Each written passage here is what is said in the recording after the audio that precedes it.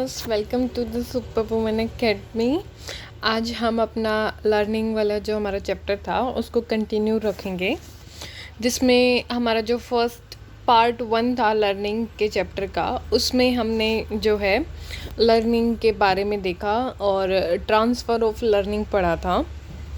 आज हम लर्निंग का सेकेंड पार्ट करेंगे, जिसमें हम लर्निंग थ्योरीज़ करेंगे। आज हम एक थ्योरी करेंगे, ऐसे ही हमारी बहुत सारी थ्योरीज़ हैं, तो इसलिए आप कंफ्यूज ना हो, तो मैं आपको जो है पार्ट्स में डिवाइड करके जो है एक इजी वे में उन थ्योरीज़ को एक्सप्लेन करने की कोशिश करूँगी। आई होप आप लोगों को समझ में आएगा और आप उसको जो है दोबारा से और रिवाइज़ करना एंड अपने प्रॉपर नोट्स बना लेना, ठीक है। So let's start it. Learning theories. आज हम पढ़ने वाले, हमारी जो फर्स्ट थ्योरी होगी थॉर्नडाइक की ट्रायल एंड एरर थ्योरी होगी। जैसा कि आप इस पिक्चर में देख पा रहे हैं, इसमें एक कैट है जो कि एक केज में जो है बंद है, और ये आपको लीवर दिख रहा है और यहाँ पर एक डोर दिख रहा है।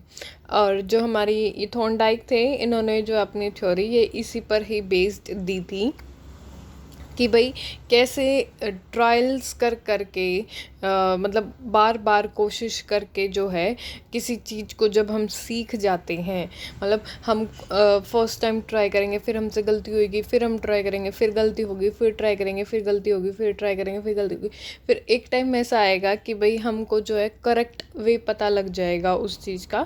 तो यही इस थ्योरी के अंदर हमारा यही है, ट्रायल एंड एरर थ्योरी, ठीक है। जैसा कि आप इसको जो है थॉर्नडाइक पजल बॉक्स एक्सपेरिमेंट भी बोला जाता है। अभी ये जो लिखा हुआ है मैं इसको आपको एक्सप्लेन करूँगी। जैसे हमने अपना जो फर्स्ट पिक्चर था उसमें देखा कि भाई कैट है, वो एक केज के अंदर है और जो है वो कैट बहुत ही ज़्यादा भूखी है। हमने एक ऐसी बिल्ली को उसके अंदर रखा हुआ है जो बहुत ही ज़्यादा भूखी है उस पिंजरे के अंदर, ठीक है। अब उस पिंजरे को खोलने का एक तरीका है कि भाई उस बॉक्स के अंदर एक उसके अंदर जो है लीवर लगा हुआ है। यदि कैट उस लीवर पर पैर रखती है तो डोर जो है ओपन हो जाएगा। अब लेकिन कैट को नहीं पता, और उस कैट के सामने जो पिंजरा है, पिंजरे के बाहर एक फ़िश रखी जाती है। अब कैट क्या करती है, कोशिश करती है, हाथ पैर मारती है, इधर उधर घूमती है और मतलब कोशिश करती है कि भाई कैसे ना कैसे वो जो है उस फिश को खा ले, क्योंकि वो भूखी है। अब क्या होगा, वो मतलब घूमेगी, यहाँ वहाँ कूदेगी अपने उस पिंजरे के अंदर। एक बारी क्या होता है, उसका जो है उस पैर उस लीवर पे लग जाता है और दरवाज़ा खुल जाता है, ठीक है। अब दरवाज़ा खुलने के बाद वो जो है उसको फ़िश मिल जाती है। फिर दोबारा से ये एक्सपेरिमेंट परफॉर्म किया जाता है। फिर वो जो है वो क्या करेगी, वैसे घूमेगी इधर उधर और फिर एक मतलब कि एकदम से खुल जाएगा। फिर थर्ड टाइम फिर उसके साथ ऐसे किया जाता है, उसको भूखा कर रख के, ठीक है। अब क्या हुआ कि कैट जो है अब बिल्कुल भूखी मतलब भूखी है अभी भी, और अब फिर वो घूम रही है। अब वो 3-4 बार ट्राई करने के बाद जब है वो समझ जाएगी कि भाई इस लीवर पर पैर रखते ही जो है दरवाज़ा खुल रहा है। तो एक टाइम ऐसा आएगा कि भाई जो बिल्ली है उसको अंदर रखा जाएगा और जो है एकदम से वो लीवर पर पैर रख के डोर को खोलकर अपनी फिश को जो है खा लेगी। ये क्या है, उसने सीख लिया, लर्निंग कर लिया ट्रायल एंड एरर से, ठीक है। ये एक्सपेरिमेंट जो है थॉर्नडाइक जो थे, उन्होंने जो है एक्सपेरिमेंट इस बिल्ली पर, एक कैट पर करके देखा था। अब इसमें क्या लिखा हुआ है, Thorndike put a hungry cat in a puzzle box and placed fish just out of reach, ठीक है। At first, the cat to escape from the box through trial and error, random voluntary movement, जो उसको action लेना चाहिए था वो ले लेती है कि उसका लीवर पर पैर रख जाता है randomly. Eventually the cat accidentally pulled the string. अब देखो उसने जो है मतलब कि उसको पता नहीं था, लेकिन उस पे क्या है, उसका पैर जो है लीवर पर लग जाता है, जिससे दरवाज़ा खुल जाता है। एस्केप्ड फ्रॉम द बॉक्स, और फिर क्या, वो उस बॉक्स से बाहर निकल जाती है, so that it could reach it reinforcement. जो उसकी रेनफोर्समेंट थी, रेनफोर्समेंट क्या थी कैट के लिए, वो फिश थी, ठीक है। फिर क्या आएगा next, when the cat was put back in the box once again it went through a series of incorrect response before pushing the lever. The cat became progressively quicker to escaping and had fewer incorrect behavior. And then next क्या होगा, एक time ऐसा आएगा कि cat जो है वो सीख लेगी, लर्न कर लेगी कि भाई इस लीवर पर पैर रखने से ही जो है बॉक्स का डोर ओपन हो रहा है, और फिर वो जो क्या है, अपना जो उसका रेनफोर्समेंट उसको दिख रहा है फिश, जिससे उसको उत्तेजना पैदा हो रही है उसको प्राप्त करने की, वो उसको मिल जाएगा, ठीक है। ये आप इसमें भी देख सकते हैं, जैसे कैट है, बॉक्स है, बाहर जो है कैट फूड फिश रखी हुई है, ये डोर है, ये लीवर है, ठीक है। एक एक्सपेरिमेंट ऐसे किया गया था। अब हम इसको जो है जो हमारा सब्जेक्ट ओरिएंटेड है वो मैटर ओरिएंटेड देखेंगे। सिर्फ हमें जो है इम्पोर्टेंट बात का पता, मतलब कि जो इम्पोर्टेंट टॉपिक्स हैं या पॉइंट्स हैं उनका पता होना चाहिए, ताकि हमें जो है एग्ज़ाम्स के लिए ये नहीं है कि भाई हमें एक लंबी चौड़ी जो है 3-4 पेज भरने हैं थ्योरी के, नहीं, हमें सिर्फ अपने सब्जेक्ट ओरिएंटेड पढ़ना है, तो हम जो है मेन पॉइंट देखेंगे इसके अंदर, ठीक है। सो ट्रायल एंड एरर थ्योरी, आवर्ती का सिद्धांत इसको बोलते हैं, या फिर हम इसको बोल सकते हैं प्रयन एवं त्रुटि, या फिर अभ्यास एवं भूल, और संबंधवाद का सिद्धांत, या फिर हम इसको बोल सकते हैं संयोजनवाद का सिद्धांत, जिसको इंग्लिश में बोलेंगे कनेक्शन थ्योरी, या फिर कोरिलेशन थ्योरी, या फिर बॉन्ड थ्योरी, क्योंकि स्टिमुलस और जो रिस्पॉन्स है उसके बीच में जो है बॉन्ड बन रही है, तो इसको एसआर बॉन्ड थ्योरी भी बोला जाता है। गिवन बाय, अब ये किसने दी, थॉर्नडाइक। देखो ये मैंने जितने भी नाम बोले हैं ये अलग अलग नाम से जो है इस थ्योरी को बोला जाता है। आपको जो है पेपर में ट्रायल एंड एरर मेथड ना देकर इनमें से कोई सा भी जो है गिवन दे देंगे, तो आपको जो है रिकॉग्नाइज करना पड़ेगा उस समय पर, ठीक है। फिर ये किसने दी, हमारे थॉर्नडाइक ने दी है, और इनकी बुक थी, या फिर हम बोल सकते हैं उन्होंने रिसर्च पेपर लिखा 1898 के अंदर एनिमल इंटेलिजेंस का।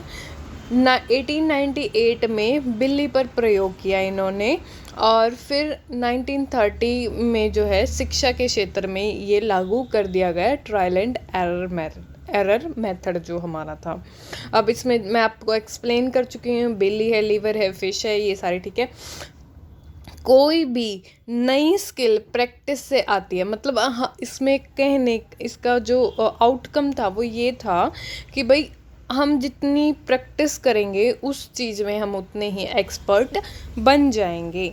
छोटे बच्चों के लिए सबसे अच्छा एजुकेशन में जो है ये मेथड सबसे ज़्यादा अच्छा है, जैसे कि मैथमेटिक्स सिखाने के लिए जो है सबसे ज़्यादा अच्छा मेथड है ये, और बच्चों के जो सूझबूझ का कोई काम नहीं, मतलब कि जो बच्चों की सूझबूझ है वो इसमें कोई काम नहीं करती, क्योंकि इसमें प्रैक्टिस की गई हुई है कि भाई प्रैक्टिस करवाओ, जितना आप उसकी प्रैक्टिस करवाओ उतना ही बच्चा जो है एक्सपर्ट होता जाएगा, ठीक है। अब इस अधिगम में बच्चा कैसा अधिगम करता है, सीक्वेंशियल अधिगम करता है, सीक्वेंशियल लर्निंग करता है, ठीक है। अब जो इम्पोर्टेंट बात है इसमें याद रखने के लिए कि इसमें कुछ लॉज हैं, 3 तो हमारे प्राइमरी लॉज हैं और 5 हमारे सेकेंडरी लॉ हैं जो कि हमें याद रखने हैं, ठीक है।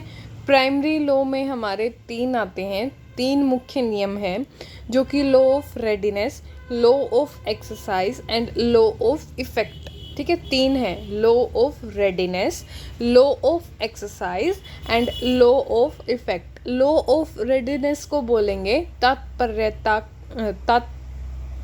का नियम, इसमें क्या है कि बच्चे को पहले हमें रेडी करना है, ठीक है। ये नहीं कि हम जाते ही उसको सिखाने लगेंगे, नहीं, पहले हमें बच्चों को क्या करना है, हमें उनको तैयार करना है सीखने के लिए। किसी चीज़ को सीखने के लिए तैयार करना होता है, जो बच्चों को सीखने के लिए क्रेजी बनाता है। मतलब बच्चे को हमें पहले क्या करना है, रेडी करना है, लो ऑफ रेडीनेस। देन सेकंड आता है लो ऑफ एक्सरसाइज, जो सीखा है उसे बार बार जो है प्रैक्टिस करवानी है बच्चों की। लो ऑफ एक्सरसाइज, पहले हम क्या करेंगे, तैयार करेंगे। लो ऑफ रेडीनेस, तात्पर्य का नियम। देन अभ्यास का नियम, उसको जो हमने उसको सिखाया है, लर्न करवाया, अब उसकी हमें क्या करवानी है, बच्चे को प्रैक्टिस करवानी है। देन थर्ड आता है हमारा लो ऑफ इफेक्ट, प्रभाव का नियम। सफलता से सफलता आती है, लो ऑफ इफेक्ट। यदि देखो बच्चा एक बारी अचीवमेंट करेगा तो उसके अंदर क्या होएगा, मोटिवेशन क्रिएट होएगी, एक पॉजिटिव डेवलपमेंट होगा। और उसके बाद फिर बच्चा जो है बार बार प्रैक्टिस करेगा कि भाई वो हर बार जो है अच्छा करने की कोशिश करेगा, ठीक है। तो सफलता से सफलता आती है, लो ऑफ इफेक्ट, जिसको हिंदी में बोलेंगे हम प्रभाव का नियम, ठीक है। बच्चा अपनी स्थिति से भी प्रभावित हो जाता है, जो उसकी सिचुएशन होती है उससे भी वो क्या है, थोड़ा मोटिवेट फील करता है। जैसा मैंने आपको बताया कि भाई बच्चा जब एक बारी अचीव करेगा, उसको अच्छा लगेगा और फिर वो बार बार उसको जो है करने की कोशिश करेगी कि ओके मैं नेक्स्ट टाइम भी जो है इससे अच्छा करूँगा। तो प्राइमरी लॉज हमारे 3 हैं। सबसे पहले बच्चे को रेडी करना है, फिर जो सिखाया उसको प्रैक्टिस करना है, लो ऑफ एक्सरसाइज करवानी है, बार बार रिपीटेशन नहीं, हमें उसको प्रैक्टिस करवानी है, ठीक है। Then third law of effect आएगा हमारा। इफेक्ट पे क्या है कि भाई जो यदि पॉजिटिव इफेक्ट आ रहा है तो बच्चे जो है आगे भी अच्छा करने की कोशिश करेगा और बेहतर करने की कोशिश करेगा। ये थे हमारे प्राइमरी लॉज इसके अंदर, ट्रायल एंड एरर थ्योरी के। अब हम देखेंगे सेकेंडरी लॉज। देखो क्वेश्चन जो हमारा बनता है, यदि एक स्टेटमेंट फॉर्म में आपको स्टेटमेंट दी जाए और फिर पूछा जाए तो हमारे सिर्फ प्राइमरी लॉज में से आएगा। सेकेंडरी लॉज में से क्वेश्चन ऐसे बनता है कि ये पूछ लिया जाता है कि भाई आपको जो है 4 ऑप्शन दे दिए जाएंगे, उनमें से पूछा जाएगा कि भाई इनमें से ट्रायल एंड एरर थ्योरी का प्राइमरी लॉ कौन सा है या सेकेंडरी लॉ कौन सा है या कौन सा नहीं है। तो इनमें से ऐसे नाम ऐसे पूछा जाएगा, आपको जो है इनके नाम याद होने चाहिए, ठीक है। तो हमारे जो 5 सेकेंडरी प्रिंसिपल हैं जिनको हिंदी में बोलते हैं हम गौण नियम। अब फर्स्ट हमारा आता है मल्टीपल रिस्पॉन्स, जिसको बोलेंगे बहु प्रतिक्रिया का नियम। Then law of partial activity, आंशिक क्रिया का नियम। लॉ ऑफ एटीट्यूड, मनोवृत्ति का नियम। लॉ ऑफ एसिमिलेशन, आत्मीकरण का नियम, ठीक है। एंड देन हमारा आता है लॉ ऑफ एसोसिएट शिफ्टिंग, संबंधित परिवर्तन का नियम। लास्ट हमारा लॉ ऑफ एसोसिएट शिफ्टिंग, जिसको बोलते हैं संबंधित परिवर्तन का नियम। देखो मल्टीपल रिस्पॉन्स, कि कोई भी बच्चे को जब हम चीज़ दे देते हैं तो वो क्या करता है, मल्टीपल रिस्पॉन्स करता है, ठीक है। मल्टीपल रिस्पॉन्स क्या होगा, अलग अलग जो है रिस्पॉन्स दिए जा रहे हैं, वो हमारा मल्टीपल रिस्पॉन्स होगा। फिर क्या होगा, लॉ ऑफ पार्शियल एक्टिविटी, आंशिक क्रिया का नियम। अब क्या है, जो हमने उसको अब वो क्या है, उसके रिगार्डिंग कुछ एक्टिविटीज़ करेगा। अब एक्टिविटीज़ करने से क्या है, उसके कुछ ना कुछ उसके एटीट्यूड में फिर चेंज आएगा। चेंज को अब जो पॉजिटिव चेंज होगा वो उसको क्या करेगा, एसिमिलेट करेगा, आत्मीकरण करेगा, उसको अपने अंदर जो है एसिमिलेट कर लेगा अपने अंदर उस चीज़ को। फिर उसके बाद क्या आएगा, लॉ ऑफ एसोसिएट शिफ्टिंग, संबंधित परिवर्तन का नियम। उसके अंदर जो है एक चेंज आ जाएगा, पॉजिटिव चेंज आ जाएगा, ठीक है। ये ऐसे आप इसको जो है याद रख सकते हैं, ये एक याद करने का तरीका है। और इनमें ऐसे ही है कि भाई पहले तो मल्टीपल रिस्पॉन्स कर रहा है, देगा और फिर उन पर कार्य करेगा, एक्टिविटी करेगा। फिर एक्टिविटी करने से उसमें उसके व्यवहार में या उसके एटीट्यूड में चेंज आएगा। अब उस एटीट्यूड को, यदि वो पॉजिटिव एटीट्यूड है तो उसको आत्मसात कर लेगा, एसिमिलेट कर लेगा। और एसिमिलेट करने के बाद क्या होएगा, उसमें जो है परिवर्तन आएगा, संबंधित परिवर्तन हो जाएगा, उससे रिलेटेड चेंजेस हो जाएंगे जो चीज़ उसने अपने अंदर आत्मसात की है। अब नेक्स्ट इसमें जो री-इन्फोर्समेंट है, ये जो शब्द है री-इन्फोर्समेंट, वो हमारा सबसे पहले थॉर्नडाइक ने दिया था। इसमें नहीं है री-इन्फोर्समेंट जो हम पढ़ते हैं, हम और भी अपनी जो थ्योरीज़ है उनमें पढ़ेंगे। और ये जो शब्द था री-इन्फोर्समेंट, ये हमारे थॉर्नडाइक ने दिया था। ये थोड़ा पेज ख़राब हो गया है, आप जो मैं बोल रही हूँ उसे सुन लेना यदि किसी को विजिबल ना हो तो, ठीक है। ये आप इसमें देख सकते हैं कि भाई वही सेम कैट है, लिवर है, स्ट्रिंग लगी हुई है, ये डोर है, यहाँ पर बाहर जो है कैट फूड रखा हुआ है, ठीक है। तो आज की जो हमारा थ्योरी थी, ट्रायल एंड एरर थ्योरी, जो कि थॉर्नडाइक द्वारा दी गई थी, वो कंप्लीट होती है। और यदि आपको अच्छी लग रही है तो please like and subscribe my channel, और प्लीज़ कंटिन्यूटी में जो है वीडियोस देखना और प्रॉपर नोट्स बनाना। आई होप नवंबर तक जो है पेपर हो जाएंगे आप लोगों के, और इतने तक तो मैं आपका सिलेबस जो है कंप्लीट करवा दूँगी। और यदि आपको वीडियोस अच्छी लग रही है तो प्लीज़ इन्हें शेयर भी करा करें। और कोई भी आपको प्रॉब्लम हो, यदि कोई भी आपको कुछ क्वेरी हो, क्वेश्चन पूछना हो, so you can ask me on the comment box, and thank you for watching.